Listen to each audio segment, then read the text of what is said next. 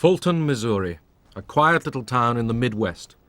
Not much has changed since 1946. Less than a year since the war had ended, the flags were up to welcome Winston Churchill.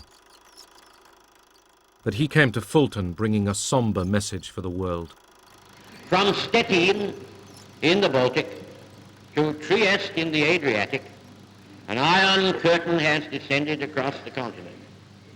Behind that line lie all the capitals of the ancient states of Central and Eastern Europe. Warsaw, Berlin, Prague, Vienna, Budapest, Belgrade, Bucharest, and Sofia. All these famous cities and the populations around them lie in what I must call the Soviet sphere. The speech was not well received in the United States. It was thought to be too tough a speech. And the president was criticized by some for having Churchill over. This goes to show how history changes. Now it's one of the great speeches that's ever been made because it helped warn the world about the danger of the Soviet aggrandizement.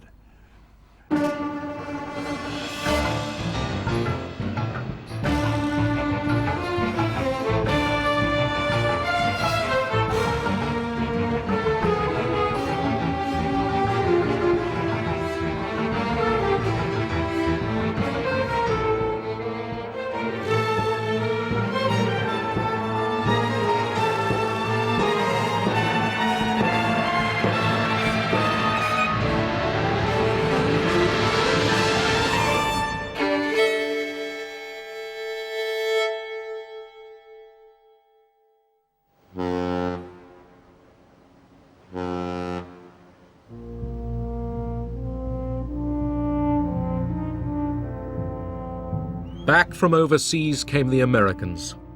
For the second time in a century, the United States had been pulled into a world war far from its own shores.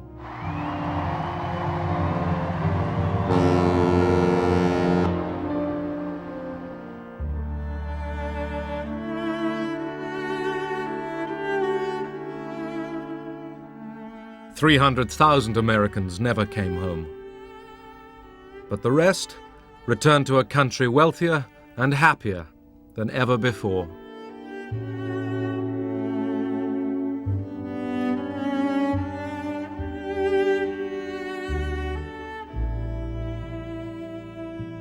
I sort of eased back into contentment. I said, gee, this is wonderful.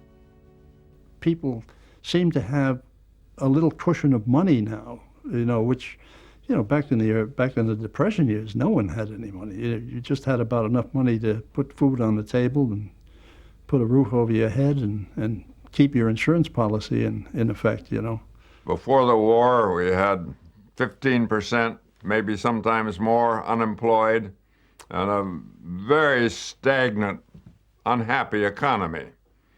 And the war production of munitions, production of armaments, put enormous sums of money into the economy, put millions of people to work, not only men but women, Rosie the Riveter, and we emerged from the war with virtual full employment.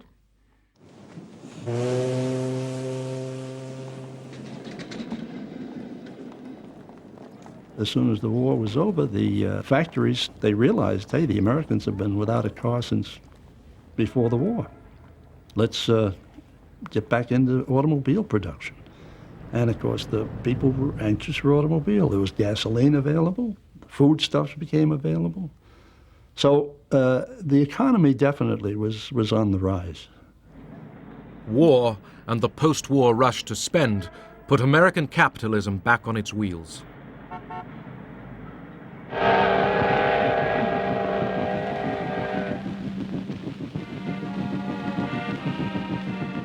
In the first summer of peace, the Soviet soldiers rode home. They were awed to find themselves still alive. До Москвы уже совсем недалеко. Поезд идет из столицы Германии. И вот он, счастливый час. Здравствуй, родная Москва!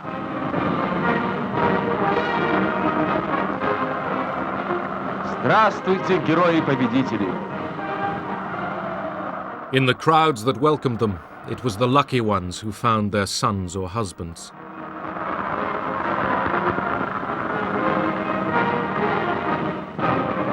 Some 27 million Soviet civilians and soldiers did not live to see this day.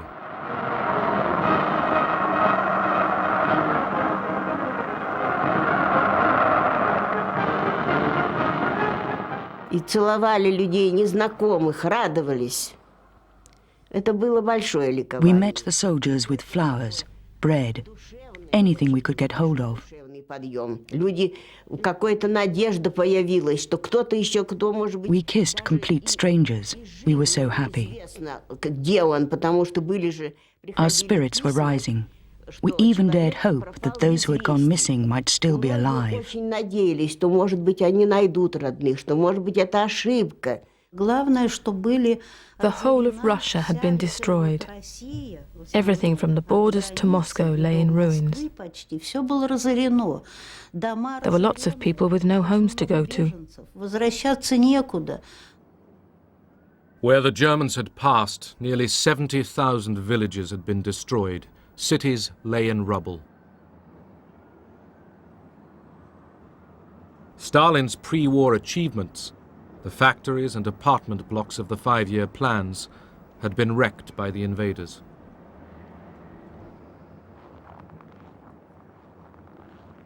То, что было до войны, как будто бы и неплохо. Things which before the war hadn't seemed too bad were completely destroyed. Люди жили в погребах, в подвалах, в ямах. People were living in ruins. Такие страдания, It's impossible to describe the suffering. невозможно описать. Это только You can only understand it if you've lived through it and seen it with your own eyes. когда это увидел своими глазами. For Russians, the end of the fighting brought an instant of pure joy. Ну что вам я могу сказать? В Берлине, в центре. Другой раз так забудешь, не вдумаешься глубоко, посмотришь. Напротив Рейхстаг, а здесь Бранденбургские ворота, которые Геббельс-то камнем, который заложил. Все равно прошли.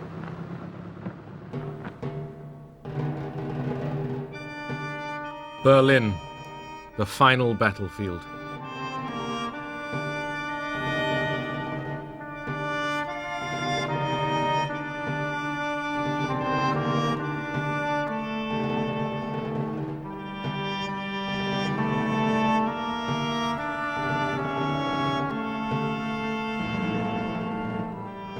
The capital of Hitler's Reich had fallen to the Red Army. Dazed Berliners waited to see what the conquerors would do to them. But there was no organized massacre. The survivors were allowed to live as best they could.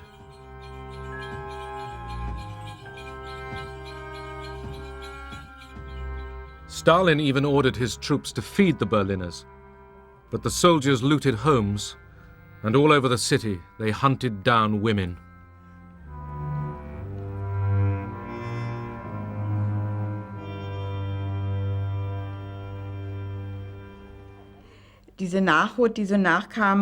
More and more Russians came by. They looked through the window. Then one of them suddenly came in. I was babysitting.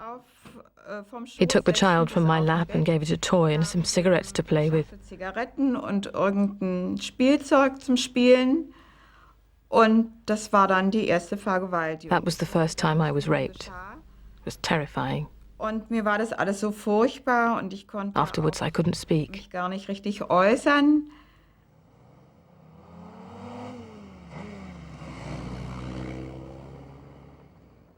Stalin's police chief Beria and foreign minister Molotov tour Berlin.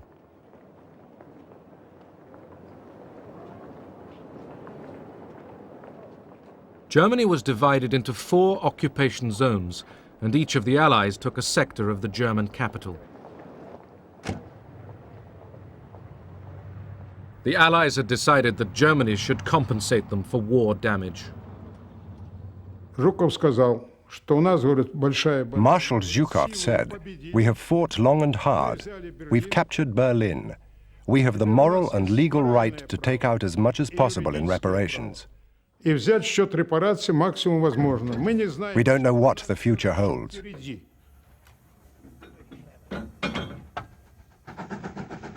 The German population was forced to help the Russians seize industrial resources. Not just machines, thousands of craftsmen and scientists were kidnapped and taken to the Soviet Union.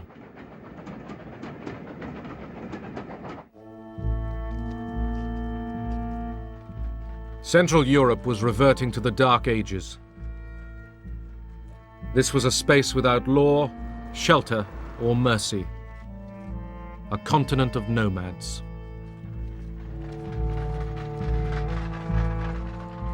Millions of people uprooted by the Nazis were struggling home. Now it was the turn of the Germans to be the victims.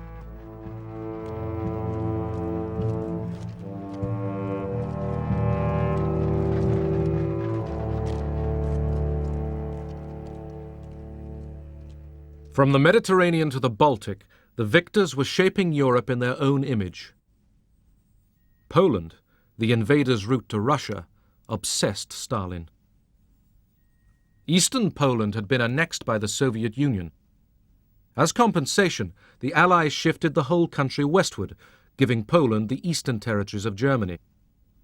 The Germans were expelled.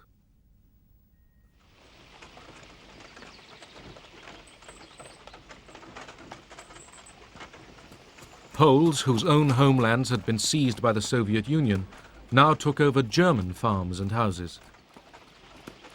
Aber in diesem Herbst 45, in the fall of 1945, a young Polish woman, 19 years old, and an older man from the militia entered our house. Und ein älterer Mann von der Miliz unser Haus betreten. Sie fragten The girl asked, "Who does this house belong to?" And my mother said, "To us." Ja, mir. Und And Hania, that was the Polish girl's name, said, "Now it's mine." From then on, it was Hania's house. Von Hania.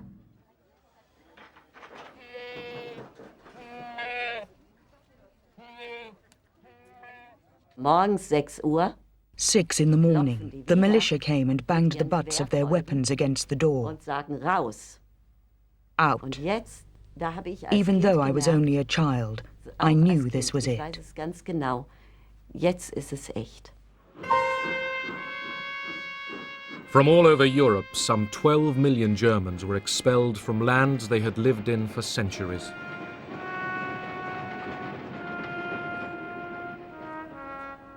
Today it's called ethnic cleansing. Then the Allies called it population transfer, and the British helped to move the Germans out.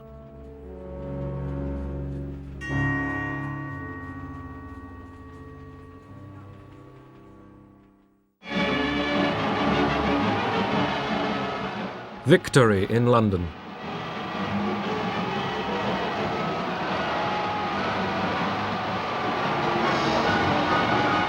From 6 years of war, Britain emerged happy, but inwardly exhausted.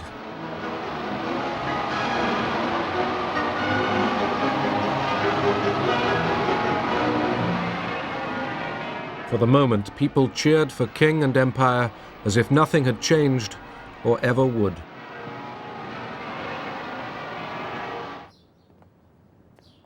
The King's new Prime Minister was Clement Attlee.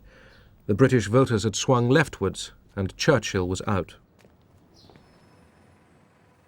In foreign policy, the new Labour government held tightly to the American alliance. Ernest Bevin, the new Foreign Secretary, was a trade union veteran who mistrusted communists. He had backed Churchill's intervention in the Greek Civil War. British interests were at stake here. The concern was that the conflict might threaten Britain's oil route from the Middle East through the Mediterranean.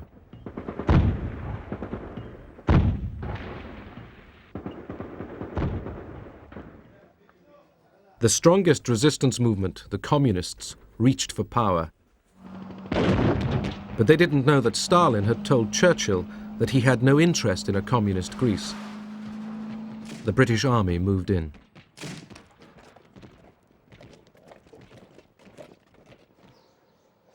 The Civil War was long and cruel.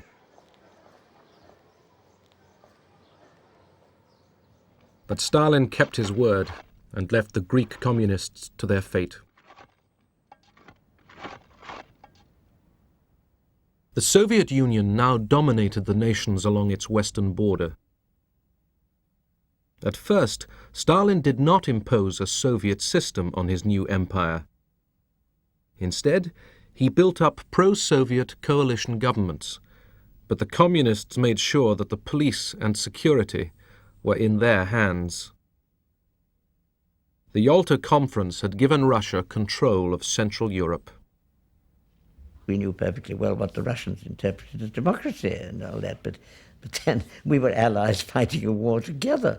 We couldn't very well say to Stalin, now we are going to write down our interpretation of Western democracy and you've got to sign up and say this is your interpretation. It wasn't possible. We began to receive cables from American representatives in what we were all later to call the satellite countries on the behavior of Soviet troops with respect to the people of Poland, of Bulgaria, Romania, Yugoslavia, and so on. So trouble was in the air. What would happen is that such and such a prominent member of the Peasant Party of Bulgaria would be kidnapped, simply would disappear. Or other figures who were not acceptable for inclusion in the People's Democratic new regimes would be disappeared.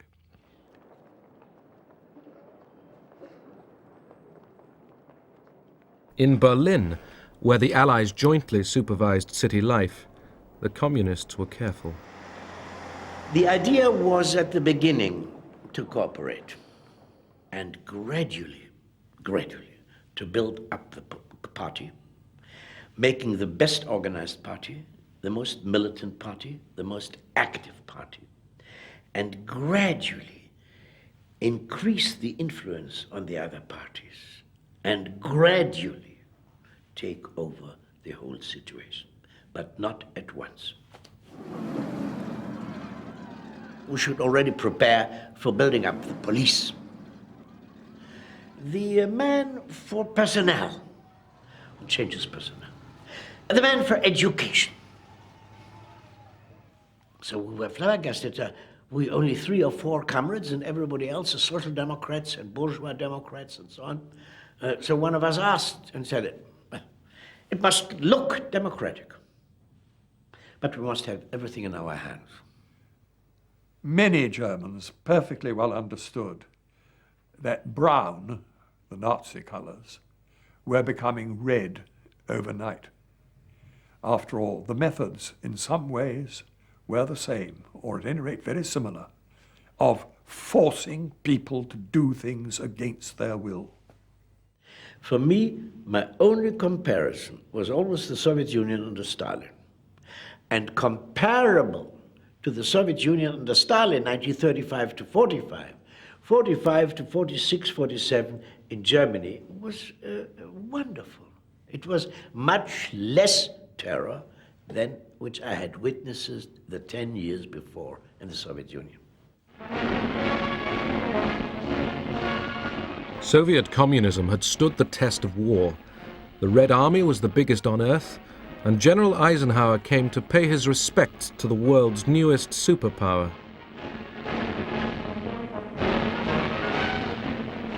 But Stalin feared encirclement by the capitalist powers. At home, he watched for treachery. Those who had been taken prisoner by the Germans and seen a glimpse of the West might become disloyal. They were being arrested in thousands. The Americans knew what was going on. We had a maid whose husband was a prisoner of war. When he finally was repatriated and came back, it was this great reunion. Life was wonderful again. The family was reunited. 6 months later, He was arrested because he had been a German prisoner of war. Some were there because of a general decree by Stalin. Some were deserters and thieves. Some White Russian emigres. Some Poles from the Home Army. I entered a whole new world. Prison camps were my university.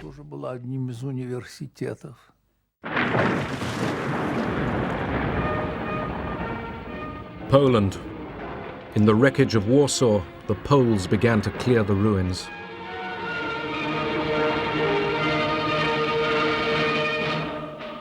The Poles had fought the Germans on every front, east and west. Now they worked together to rebuild their country.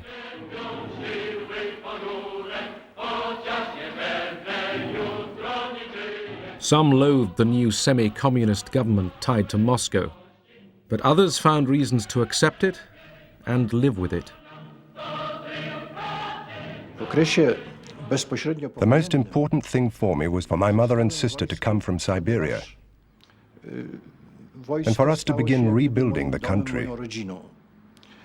We also needed to secure our borders, which were seriously threatened. Staying in the army gave me that chance.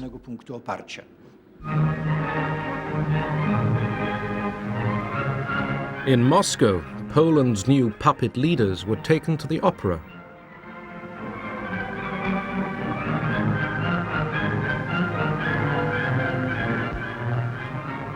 The Poles agreed to a close alliance with the Soviet Union.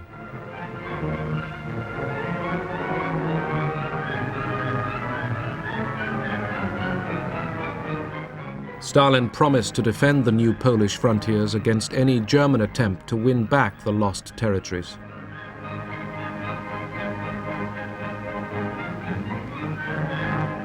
Stalin was at the zenith of his power.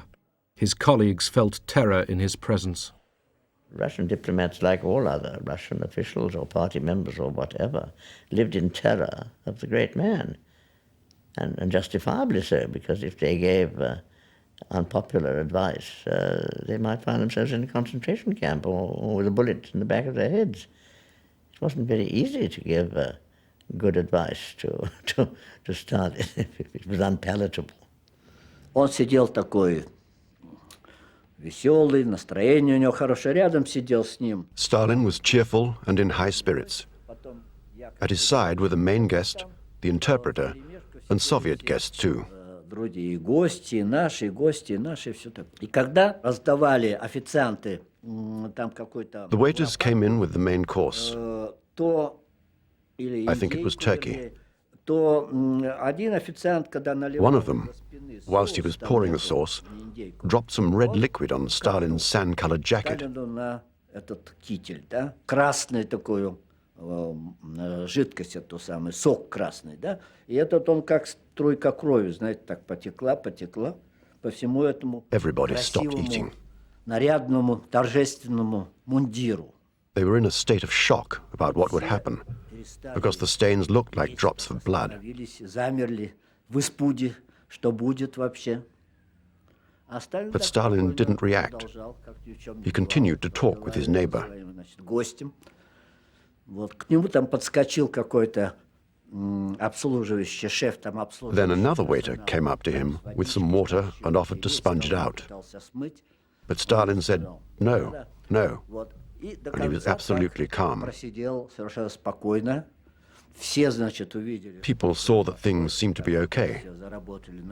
Everyone began eating again, and the routine continued. Спокойно до конца и просидел.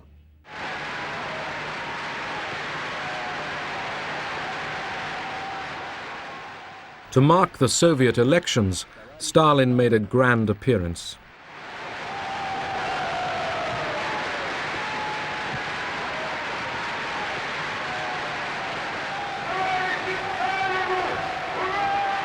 To his exhausted people, he promised no rewards, but only more effort more 5-year plans for heavy industry. Then, in cloudy words, he warned that capitalism and imperialism made future wars inevitable.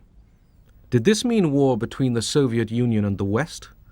Abroad, alarm bells rang. I read the speech with care and interpreted it as being a delayed declaration of war against the United States. Wasn't any doubt about it if you read the text carefully, what he was talking about. The speech was interpreted in the West as no less than a prediction of World War III.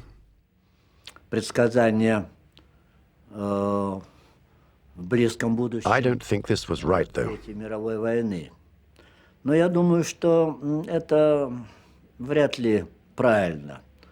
Во всяком случае, Stalin didn't say anything new or different in that speech. Сталин не сказал.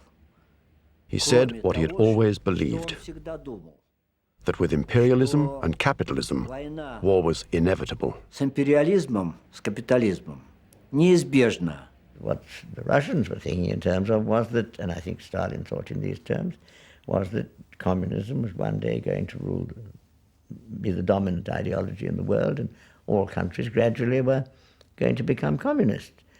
And in the meantime, you didn't, in Stalin's idea, start dangerous wars which you might lose, but if you had a good chance of pushing the cause along, you always pushed it along. Stalin had relaxed his dictatorship during the war, but now he was tightening it once more. The Soviet Union's obvious suspicion of the West disturbed Washington. An American diplomat in Moscow, George Kennan, was asked what he thought was going on. When they finally sent me a telegram expressing their astonishment and concern because the Russians were dragging their feet about joining the International Bank, I thought, well, for goodness sake, I can't answer that in one question. They're going to have to give me space. And I sat down and tried to give a picture of this government as it emerged from the war. One of the strengths of Kennan was his awareness that the Russia in which we were living, Stalin's Soviet Russia, communism, people called it, actually drew in very many ways upon the Russian past. I had to go right back to page 1 and to try to tell them things that I felt they'd forgotten during the war. This all hangs together with this whole question that this was the same group of people who had dealt with Hitler, had tried to deal with Hitler at our expense, and never had changed their views about us. Kennan's Moscow embassy cable became history, an 8,000-word prophecy that the Soviet Union was in the mood to expand across the world and must be contained. The day that telegram was drafted, I unfortunately or fortunately had the night duty at the code room and was rather perturbed about it because I happened to have a very heavy date that night. There was a dance at one of the other embassies, and I wanted to get out as early as possible.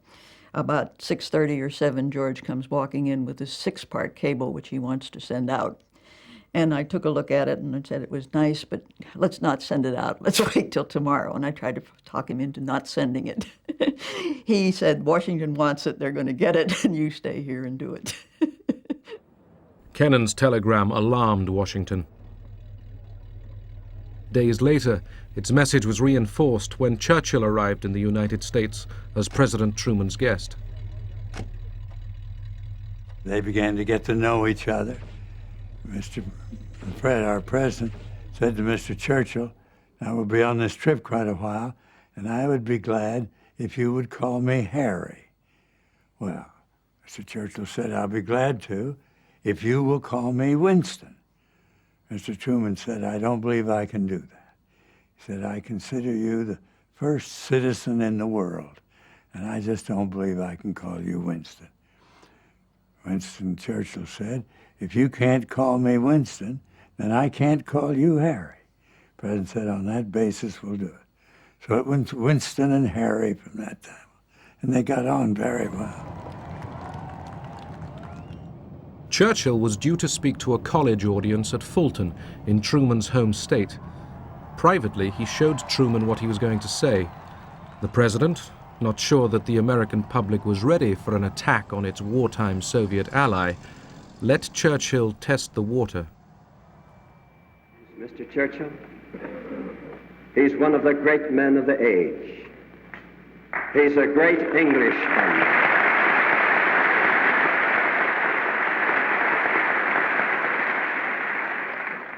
He's a great Englishman, but he's half American.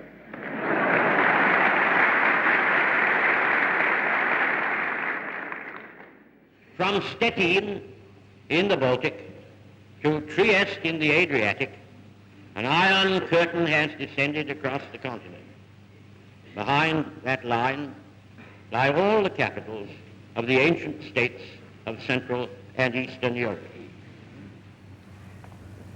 Except in the British Commonwealth and in the United States, where communism is in its infancy, the Communist parties, or fifth columns, constitute a growing challenge and peril to Christian civilization.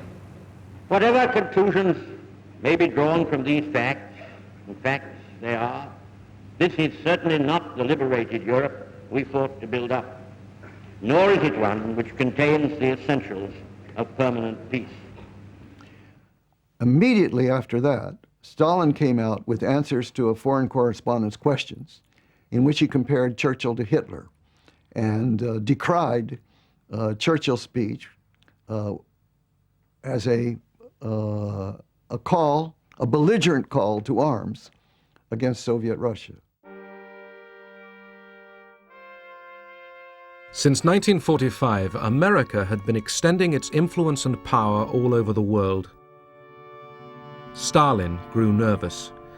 He put pressure on Turkey to grant the Soviet Union a military presence in the Dardanelles and the Bosporus. America and Britain feared a threat to the Suez Canal. They were determined to keep Turkey free of Soviet interference. When the Turkish ambassador in Washington died suddenly, Truman used America's biggest battleship, the USS Missouri, to deliver the body to Istanbul. This was a symbol to Stalin.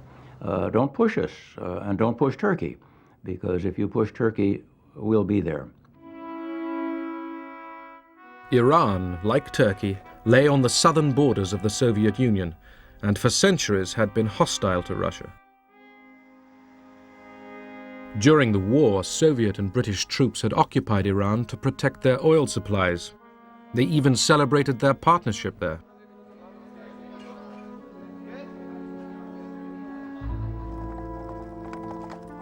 The old Shah, thought to be pro-German, was dethroned and replaced by his son, Mohammad Reza Pahlavi. There was an agreement that once the war was over, the British and Soviet troops would both pull out. When the occupation was due to end, Stalin didn't want to leave.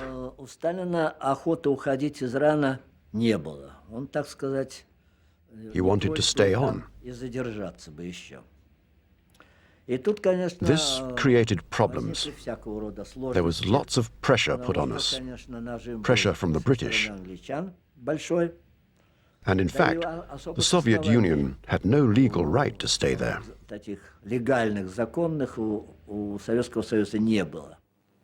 Iran presented the Security Council of the newly founded United Nations with its first crisis. That's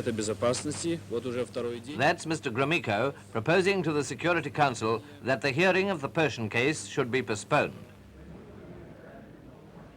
The Soviet Union tried to prevent further discussion. They lost. Mr. Gromyko and the other Russians then walked out. Their dramatic exit seems to have caused no obvious reaction at the time, though we can imagine what most of those present were thinking. One good thing, however, emerges from this incident. The Security Council had stood its ground. 6 weeks later, Stalin ceremonially withdrew his forces from Iran. But Truman, shaken by his behavior, suspected that Stalin was aiming at world domination. He said, I want to be in position to document our concern. Go back over the recent agreements and list one by one the violations in which the Soviets have engaged. I was then Mr. Clifford's assistant, and he turned the task over to me. We talked about it a bit, and I said, well, it seems to me that that's only scratching the surface. A list of agreements broken. There are much more fundamental problems in our relations with the USSR than that. So let's go at it in a somewhat broader way. We spent weeks on it then, interviewed most of the top officials in the United States. There was absolute unanimity in all of the agencies concerned as to the nature of problems we had and the kind of response we were going to have to make.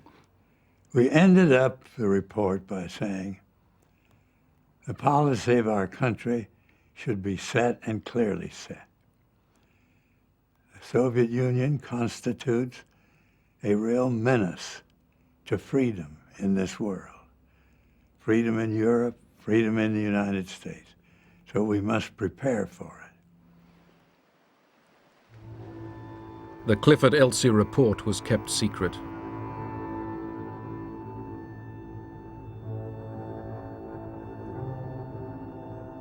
The report concluded that a war with the USSR would be more total, more horrible than anything previously known. The United States still had the monopoly of atomic weapons. At Bikini Atoll in the Pacific, 2 atom bombs were detonated in July 1946. The warning to Stalin was plain. From now on, all the big powers worked frantically to develop their own atomic and biological weapons. At the Paris Conference of Foreign Ministers, Molotov was determined to maintain joint Allied control of Germany. But his American counterpart, Secretary of State Burns, wanted Germany to pay no more reparations. For Molotov, Burns was too concerned with German opinion. He was outraged. Молотов господин нет. Molotov was nicknamed Mr. No. But if he had been a Mr. Yes, Stalin would not have kept him on. Ему не надо было господин да, ему надо было господин нет. Stalin needed a Mr. No, someone capable of finding out the maximum information about the other side's position. Molotov would squeeze the other side to its absolute limit. When he had totally exhausted these methods, it was Stalin's turn. He would come back and resolve matters with a friendly smile. It was at Paris that the wartime alliance began finally to break up.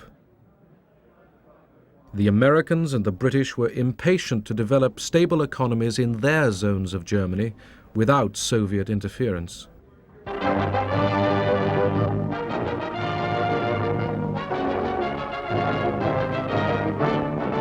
Stuttgart, Germany, scene of an event that marks a new phase in Europe's destiny. Secretary of State James F. Burns is here to set forth the policy of the United States on Germany, a speech widely interpreted as marking the end of America's appeasement of Russia. Burns tells the Germans and the world, it is not in the interest of the German people or in the interest of world peace that Germany should become a pawn or a partner in a military struggle for power between the East and the West.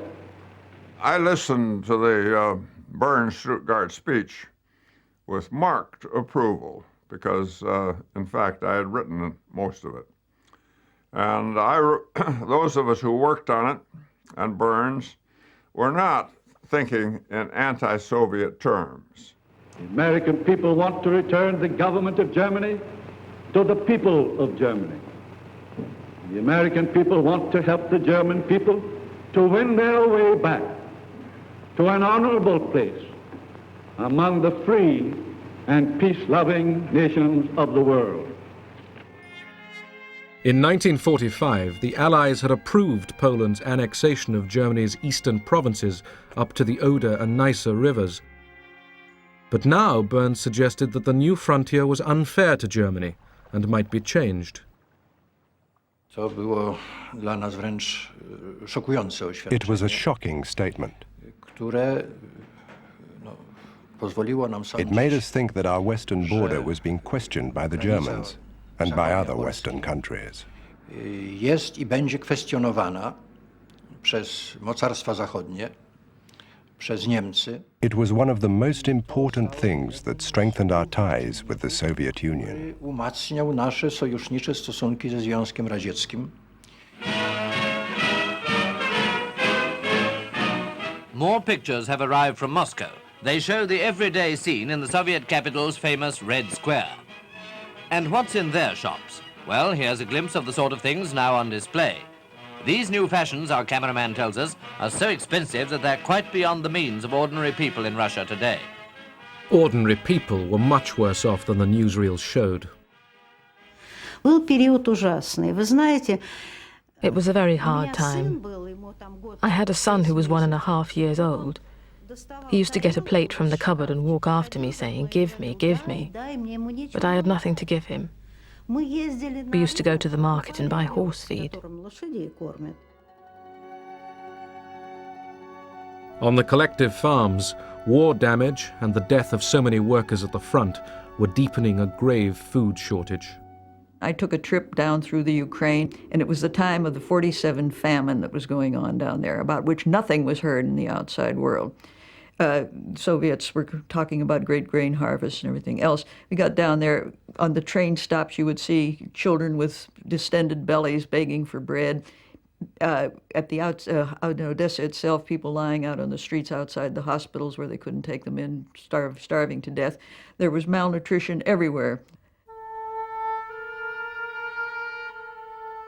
In Germany, too, hunger and disease were spreading.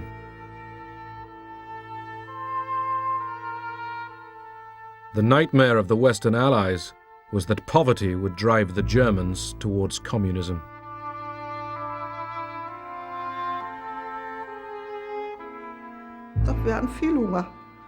There was never enough food. We were always hungry. In those days, we went on scavenging trips. We went to farmers and begged. Sometimes we got something, other times nothing. America's General Lucius Clay reflected, "There is no choice between being a communist on 1,500 calories a day and a believer in democracy on 1,000.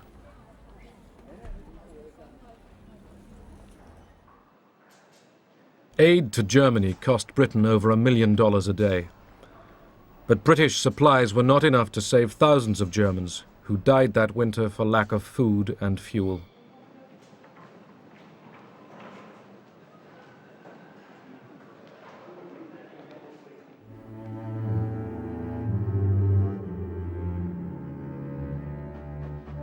Britain, too, was weakening. The fierce winter of 1946-47 brought industry to a standstill. The country's economy, undermined by 6 years of war, began to seize up. Coal ran out, electricity failed, and food rationing grew even tighter. You know, people forget again, we never had bread rationing during the war. We had bread rationing after it. And that was because we were pouring wheat into Germany to prevent mass starvation there. That was a bad winter altogether. It was cold and the crops were bad. People were unhappy. And the communists were making strenuous gains here, there, and the other place, particularly in Italy and in France, but also in Germany.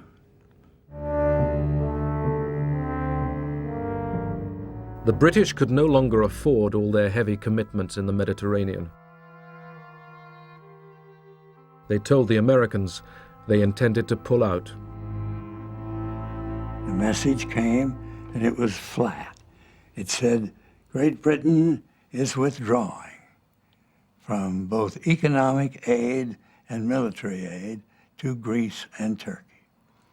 This simply crystallized the opinions in the executive branch that the United States had to move and move very, very quickly. The prospect didn't look good at all for Europe or for the United States or for anybody. In Washington, President Truman went to Congress. From now on, he announced, the United States would contain the advance of communism anywhere on the globe. This, at last, was the official declaration of the Cold War.